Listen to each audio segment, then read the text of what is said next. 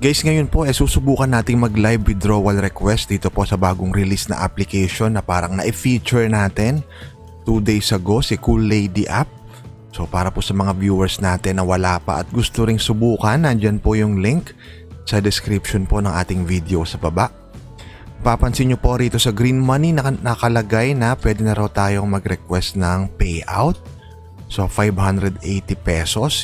So sana po tutukan nyo itong ating buong video para makasabay na rin kayong kumita. Hello guys, kamusta po kayong lahat at welcome po ulit dito sa ating bagong video. At syempre, for today po, bagong legit application ang i-feature natin. Kaya naman sana po, tutukan nyo itong ating buong video. So guys, ngayon po, subukan natin itong 580. Itap lang natin yung withdraw. So nandyan na po yung ating GCash name at number. So lagay lang natin itap lang natin yung confirm. Mapapansin nyo guys, kapag kayo mag-request ng withdrawal, merong ganito. No? Ibig sabihin po, merong conditions, hindi nyo agad siya mawi-withdraw. So kailangan malagpasan nyo po itong 10 level na to.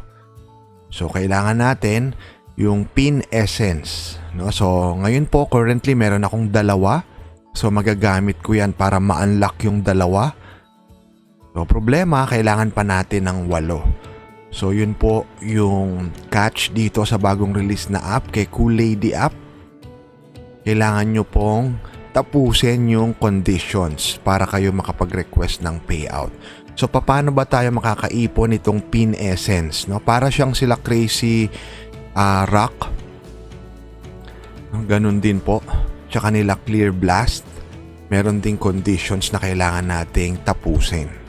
So sa pin essence, para po makapag-obtain tayo niyan, makaipon, ganito po yung kailangan nating gawin. Sabi, gawin natin yung task. Ayan, daily task para makapag-open tayo nung activity chest. So subukan nating puntahan yan.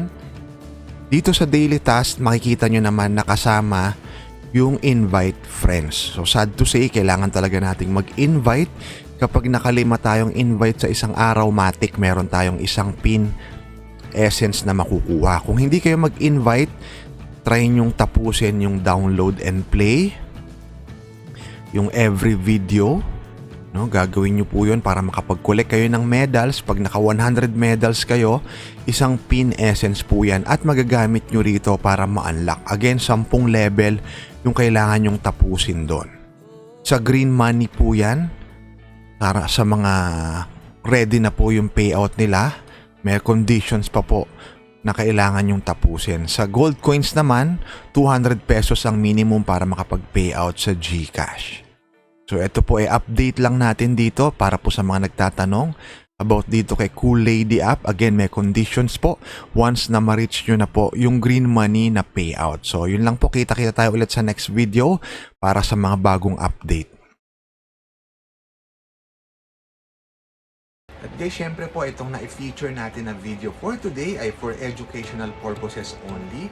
At kung nakatulong nga po ito sa inyo, consider subscribing po dito sa ating YouTube channel. Again, magkita-kita po tayong muli sa susunod na video.